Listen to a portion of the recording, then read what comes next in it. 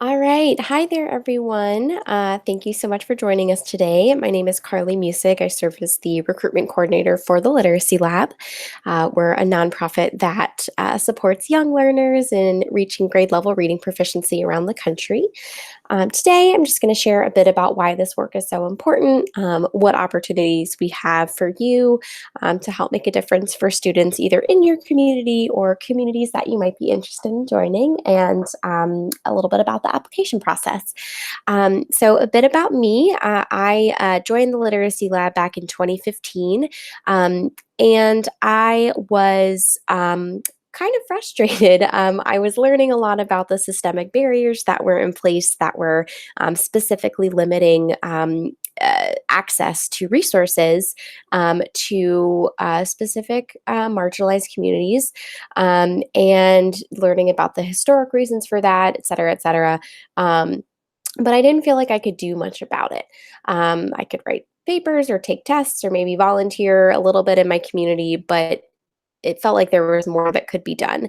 So when I found the Literacy Lab, I was really excited because we use data to make our decisions. We know that what we're doing is working, and we can see that there is a direct impact on our students who are affected by these systemic barriers. And we're doing a little bit to kind of punch up and take down those barriers in this particular way. So you may be here for that same reason, or you might have different motivations for your interests, but you've probably seen headlines or watched documentaries about the state of our education system in general. So you may know that one of the biggest challenges facing our schools is that many children don't get the help they need to read on grade level. And this really becomes a problem in third grade when the curriculum shifts from the instruction focused on teaching kids the skills they need to read, so learning to read, to when kids are expected to know how to read in order to access the lessons in all subjects or reading to learn. So, in the schools we serve, the problem really is that there are just so many students in need of individualized reading instruction that schools don't have enough resources. So, you can imagine in a school of 200 kids where 80% aren't reading at grade level. That's 160 kids who need individualized reading instruction, but there might only be one reading specialist who can see 30 kids. So, the math just doesn't work out right. All these kids are getting to third grade without having gotten the help they need, and then there aren't lessons on reading after third grade. So the only resource they have is referring these kids to special education. And that is actually how the organization got started. Our co founder and co CEO, Ashley Johnson, was a ninth grade special education teacher. And she pretty quickly realized that many of her students were not in special education because of any brain based disability, but because they just hadn't learned to read on grade level before third grade. So she founded the Literacy Lab in DC in 2009 with the mission of leveling the playing field for students in the region.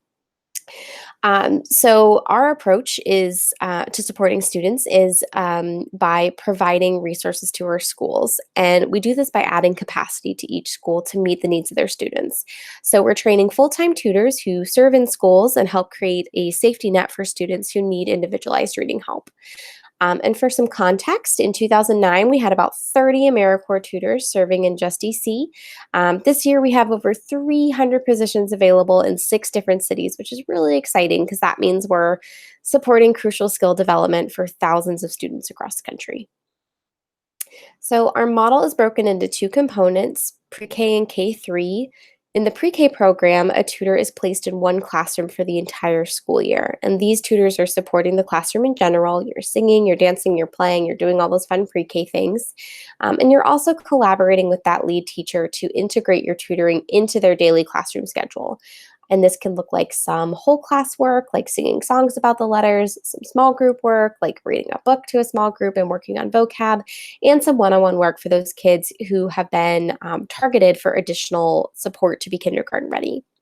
On the K3 or kindergarten through third grade side, tutors are placed in one school where they serve full time for the whole school year.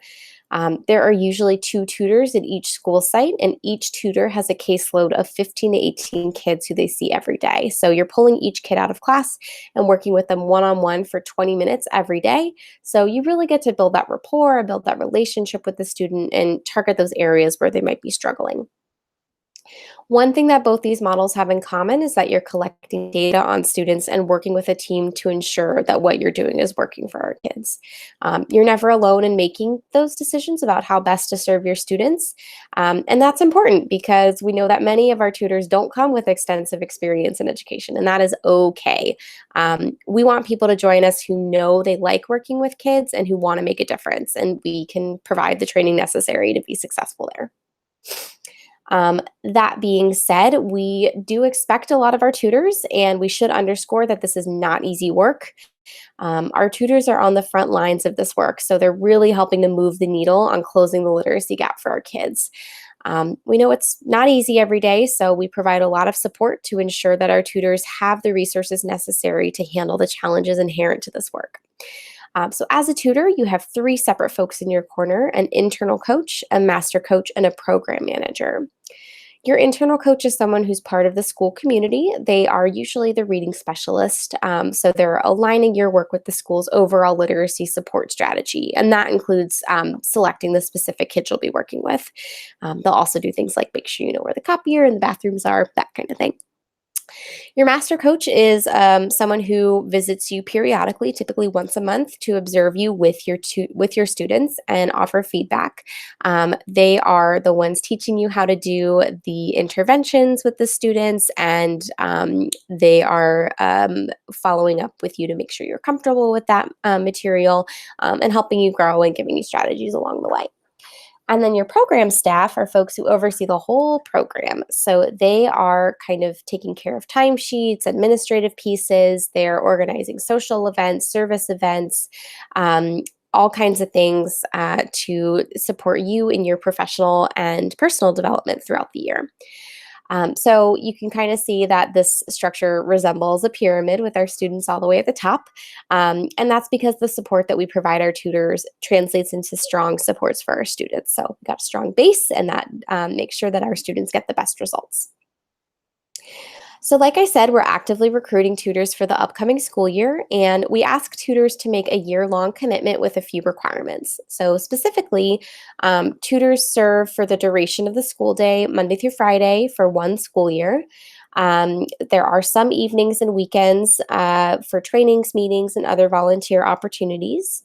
Um, i- in all of our regions except for DC, tutors are serving 1,200 hours across their 10 months of service. That breaks down to about 35 to 40 hours a week.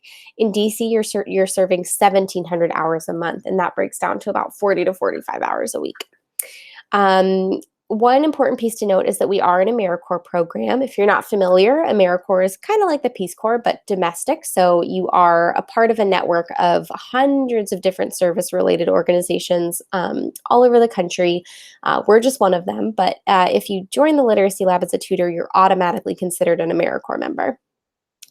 And the Literacy Lab focuses on solving the literacy crisis in America, while other AmeriCorps programs may do something similar. They might work with the environment or addressing poverty, things along those lines. Um, with being an AmeriCorps member, that is why there is a particular number of hours you're asked to serve. And you would be required to complete that 1,200 or that 1,700 within the allotted time frame. That might be done mostly through tutoring, but it will also involve you getting involved at your school site. So supporting in the before or after care program if your school has one, helping out at an after school club or starting an after school club. And then with the community, you can also get involved with organizations outside of your school that relate to things that you're interested in. So maybe you're really passionate about working with refugees or you care about animals. You can earn service hours for volunteering with organizations aligned with your interests for the most part. There are some restrictions related to politics and religion, but other than that, it's a pretty cool way to get some experience. So, who do we look for? I know I talked a bit about me, but I really want to emphasize that you do not need to be an aspiring teacher. You do not need an English degree. You do not even need a high school, excuse me, you do not even need a college degree in order to be a tutor. You do need to have your high school diploma or GED. But outside of that, anybody can be a tutor, regardless of their background or their career plans. And on our website's homepage, you can check out a video of a couple tutors who we had in the past. Who you'll see their stories. They had very different backgrounds and different places where they've ended up. But that's a good kind of preview of what you might experience as a tutor. Many of our tutors have completed their undergrad degrees, but we do have a wide range. High school grads who grew up in the community they serve, former principals easing into retirement, aspiring engineers and doctors, folks who've served in other AmeriCorps programs, stay-at-home parents returning to the workforce. It is a very diverse core.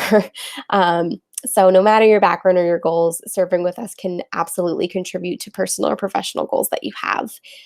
You might have different motivations for serving and different plans for your next steps after tutoring, but this kind of experience supports you professionally no matter what you decide to do. And if you're not sure about that, email me. I love to have that conversation. If you aren't sure you even want to go into education, I can still tell you how this will relate to what you want to do in the future. And I'll talk a little bit more about that in a moment. So, half our tutors typically do go on to pursue higher education, or rather, pursue education in general as a career. They might go into school themselves, they might work at a school.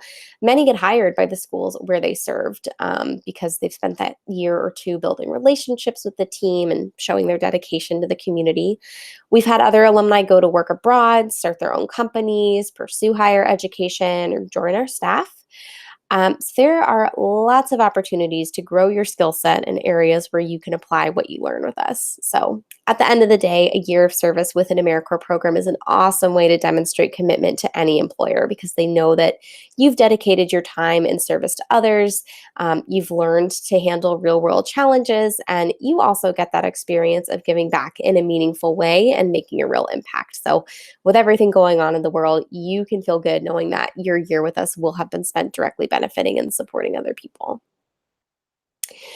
So, there are a number of benefits to serving with an AmeriCorps affiliated organization in terms of that like goal networky type thing I mentioned earlier, or rather, how this position could relate to your future goals. There are several organizations or companies rather who have publicly committed to hiring folks with service year experience on their resumes. So the Employers of National Service Initiative has compiled a list of 500 employers, including Disney, the YMCA, the State Department, who've all said, if someone has done an AmeriCorps service year, I want them on my team. Doesn't necessarily matter what they did in that year. It might be relevant to that role, but the fact that they've done a year of service is what is valuable in that case. You get that experience of handling real world challenges. You are committing to something for a specific amount of time, and that looks really good to any employer. During service, you will receive a modest living allowance. That's going to be 1,400 for every region except for DC and Baltimore. Baltimore and DC, y'all are getting 1,600 a month pre-tax. An AmeriCorps Education Award. It's going to be 4,000 for everybody except DC because you're serving 1,200 hours. DC, since you're serving a little more, you're going to be earning a little more, $6,000, which that comes at the end of your service term. Federal student loan forbearance. If you've got federal student loans you don't feel like paying during service, you can pause payments on those, and AmeriCorps will cover the interest accrued. Year-round training, coaching, and support, like I talked about earlier. We also provide healthcare. We'll help you apply for childcare, SNAP benefits, and we'll also give you access to the nationwide Literacy Lab and AmeriCorps alumni networks. As I said, Lit Lab's been around for about 10 years. There's a few hundred of us bopping around doing lots of cool things. You can connect with us professionally. And then AmeriCorps has been around since 1994. So you can bet that there are plenty of people in hiring positions looking for folks with the specific experience on their resumes. I will say for our organization of about 30 people on the the staff, not the tutors, but our staff is made up of almost exclusively people who have AmeriCorps experience. I think at this point, everyone on our team has worked with AmeriCorps before. Not necessarily with the Literacy Lab, but they've done an AmeriCorps program, and that's what we prioritize when we're hiring folks, or it's something we take into consideration at least. So just to give you some specific numbers behind that, 8 out of 10 AmeriCorps alumni say that service benefited their career, and about 4 in 10 find jobs directly via their AmeriCorps connections. So almost half of the folks who serve with an AmeriCorps org are finding a job simply through the networks that they developed during their year. And most folks are hiring or finding a job rather just because they served. So great. Well, the benefits I think are sometimes a motivator for folks, but there are other reasons to join. I think this picture is a pretty good indication of that. And when I first saw this picture, I was kind of like, oh, that's nice. And then the person who took the picture explained to me what was going on here. This is Miss Key. She's a tutor in DC. She started the school year with some of her students struggling to read at even kindergarten level. So, first, second, third graders barely knowing their letter sounds. And the images on the wall are drawings and letters that she's collected over the year as her students have begun to improve their literacy skills. So their students can express their gratitude, for her attention and support through words that they might not even have known at the beginning of the year, let alone know how to spell or write. So that was really impressive to me. And once I learned that story, I was like, oh, we need to put this in the presentation. Because Miss Key keeps these letters up as a motivator for her students and for herself. Because like her, we do this work because we care about the students in our communities and about their success in the future.